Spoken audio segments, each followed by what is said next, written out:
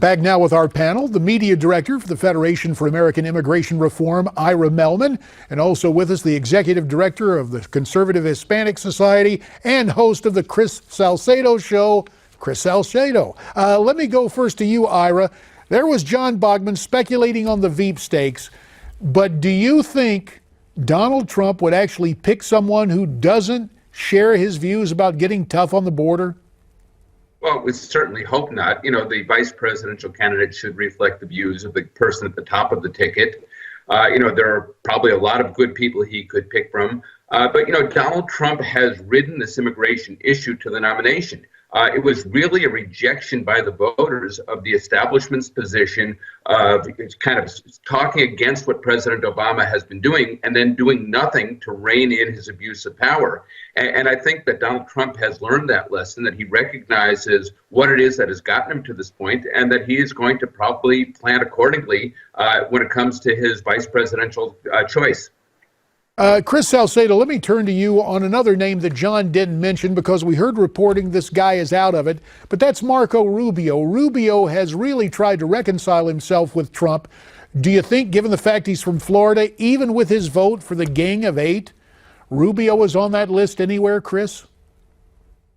Well, the Gang of Eight vote and his participation in that bill, I think, would be the only disqualifier. I think otherwise he'd be a fantastic asset, but that's a biggie. So, and I'm not, Rubio is, there's a draft Rubio movement for the Senate because the Republicans, as Ira mentioned, are in trouble because of the way they've handled themselves. Mitch McConnell trying to blame talk radio for the GOP's woes, but no, they actually made their bed long before talk radio weighed in on their antics and their inability to stop Obama. So I think that Marco Rubio is way out there. I think he could help, but I don't think he's a possibility. Well, yeah, when you say that only thing is the Gang of Eight, it's like the old joke. Other than that, Mrs. Lincoln, how did you enjoy the play? At any rate, let's go back to the phones. Stone Mountain, Georgia is where we find Jim tonight. Jim, welcome to Newsmax Prime. Thanks, JD. It's good to be with you. Great to have you, sir. What are we talking about? You want to talk about the VP? We're talking about illegal immigration, VP. You tell me who's going to be the number 2 pick, Jim. I don't have a clue on that, but I will weigh in on the immigration. I think it's deplorable that we don't enforce the laws that we have. I think it's just, I think years from now, people are going to look at this and say, they can't believe that this would have happened in the United States. I find it incredible. Yeah, and I went to then President George W. Bush on Air Force One, Ira, said, Mr. President, please get behind my enforcement first bill. Otherwise, you're going to have a whole new Congress to work with full of Democrats. He didn't, and he did.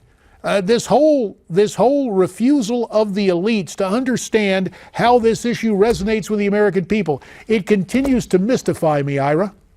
Well, you're right. I mean, you mentioned the elites, and that really is how the divide is over the immigration debate in this country. It's not a left-right issue. It is the elites versus everybody else in this country.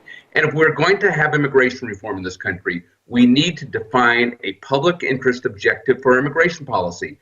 This is a huge policy, and it has no defined national interest. We do it for all sorts of reasons, but the interest of the American people is completely left out of the debate. If you go through the past few cycles of debate about immigration reform, whether it was under President Bush or President Obama, it was all about what do we do for the people who broke our laws? What do we do for the businesses that want to hire cheaper labor? Nobody was talking about how is this going to affect the lives of ordinary Americans. That is what the policy and the laws are supposed to protect, the interests of the American people. They've been completely left out of the debate, and that's why you're seeing this upheaval, not just in the Republican Party, but in the Democratic Party also. And we, of course, are inviting people to get in and give us our comments at 1-877-NEWSMAX, down to Louisiana, where Betty has been waiting patiently. Betty, I understand you've got a suggestion for Mr. Trump's number 2. Yes, Mike Huckabee, or either the one that was Speaker of the House. You were thinking of Newt, too, so you like Mike Huckabee and Newt Gingrich. That'd be your 1-2, huh, Betty? Yeah.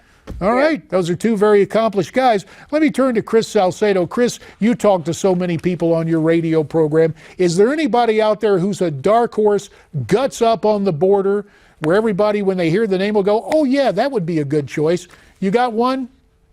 Yeah, I've got a big one. I don't know how likely it'll be. His name's Ted Cruz, and I'm not even sure. The last I talked with Senator Cruz, it was too soon after he had thrown in the towel to actually even cross that bridge. But when somebody says Ted Cruz and thinks of the border, I think there's a great deal of confidence there. And JD, I got to say something about your initiative about border enforcement first and why it's so important. There's a Supreme Court decision I'm sure you're familiar with, Plyer versus Doe, and that this is the reason why enforcement first is the only mechanism really we have as a defense against illegal immigration. It is because the United States Supreme Court has set up our people to basically what they said in this court ruling, that the American taxpayer is on the hook for every man. You got to pay for everybody coming to school, and you got to give benefits. Chris, I'm sorry to cut you off, but you can appreciate time, that four-letter word. Chris Salcedo, Ira Mehlmen, thanks to you both.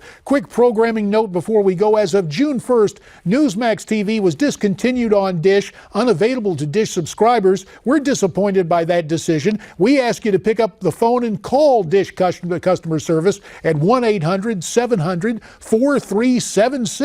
Tell them to bring back Newsmax TV. With all that's going on in this important election year, and with the fact that we give you a message that shows the light from the right, we think that's the thing to do, and we hope they'll dish it up for you again soon.